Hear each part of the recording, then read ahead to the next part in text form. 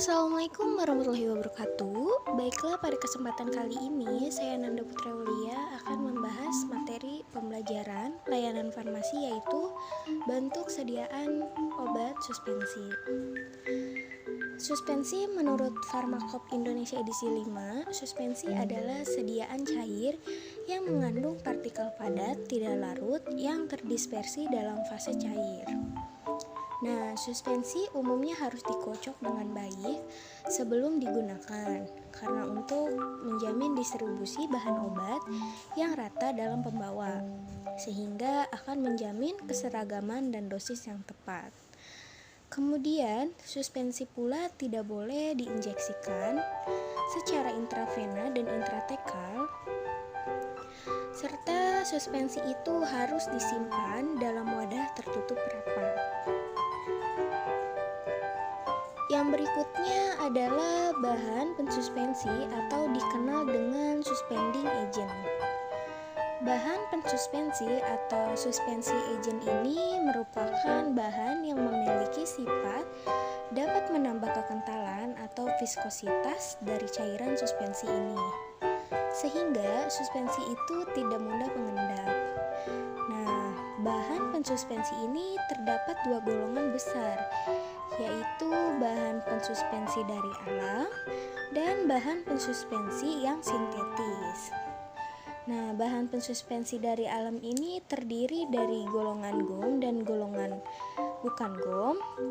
Contohnya untuk golongan gom ini adalah gumi asasi atau PGA. Ini merupakan pulpis bumi arabicum atau sering disebut dengan gom Arab. Kemudian ada kondrus, lalu tragakan, dan algin.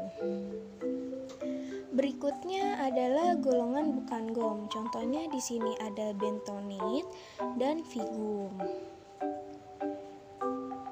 Dan kemudian selain bahan pensuspensi dari alam ini, bahan pensuspensi juga ada yang berasal dari bahan sintetis. Yang pertama itu contohnya derivat selulosa atau turunan selulosa, misalnya ada metil selulosa.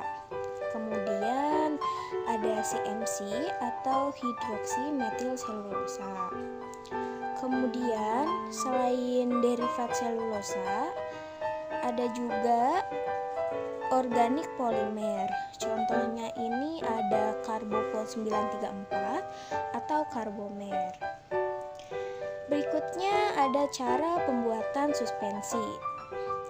Pembuatan suspensi ini bisa dilakukan dengan dua cara. Di antaranya adalah yang pertama itu metode dispersi atau metode dispers. Ini merupakan metode yang dilakukan dengan cara mendapahkan serbuk bahan obat ke dalam medium pendispersi. Kemudian setelah itu baru diencerkan.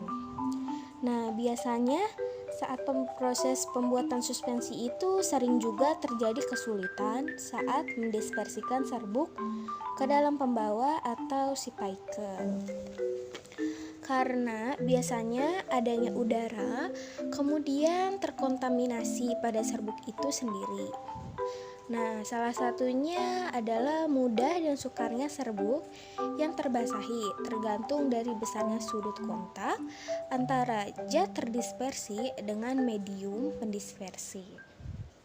Nah, biasanya untuk menurunkan tegangan antar muka, antar partikel padat dengan cairan yang tersebar, biasanya digunakanlah zat pembasah atau sering disebut sebagai wetting agent, sehingga sudut kontak menjadi kecil dan partikel padat akan mudah dibasahi. Contoh zat pembasah itu misalnya gliserin, kemudian larutan gom, dan papilen glikol. Cara pembuatan suspensi yang kedua adalah metode praesipitasi. Metode ini dilakukan dengan cara bahan obat yang akan didispersi dilarutkan dahulu ke dalam pelarut organik. Nah, misalnya untuk pelarut organik ini seperti etanol, kemudian papilen glikol, dan polyethylene glikol. Setelah pelarut organik tersebut kemudian diencerkan dengan larutan pensuspensi dalam air sehingga akan terbentuk endapan halus tersuspensi. Berikutnya adalah sistem pembentukan suspensi. Sistem pembentukan suspensi ini terdiri atas dua. Yang pertama ada sistem flokulasi, yang kedua ada sistem deflokulasi. Pada sistem flokulasi ini, partikel terflokulasi akan terikat lemah, kemudian cepat mengendap pada penyimpanan dan tidak terjadi kek. Nah, kek ini adalah gumpalan yang umumnya terjadi pada suspensi dan mudah tersuspensi kembali.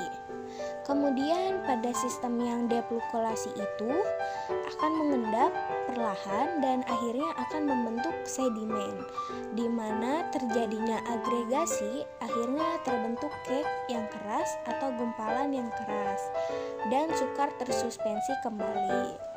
Jadi untuk sistem flokulasi itu di akhir akan tersuspensi kembali karena tidak terjadinya atau terbentuknya kek atau gumpalan. Sedangkan pada sistem deflokulasi cenderung akan sukar terdispersi kembali karena umumnya akan terbentuk kek yang keras atau gumpalan yang keras.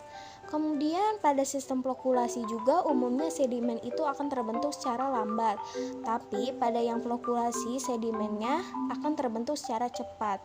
Lalu pada flokulasi juga wujud tampilan suspensinya itu cenderung menyenangkan karena pensuspensinya dalam waktu yang relatif lama sehingga terlihat ada endapan atau cairan atasnya seolah berkabun. Sedangkan pada sistem deflokulasi wujud atau tampilan pensuspensinya itu kurang menyenangkan atau kurang indah sebab sedimentasinya terjadi cepat dan atas itu daerah cairan yang jernih dan nyata. Wassalamualaikum warahmatullahi wabarakatuh.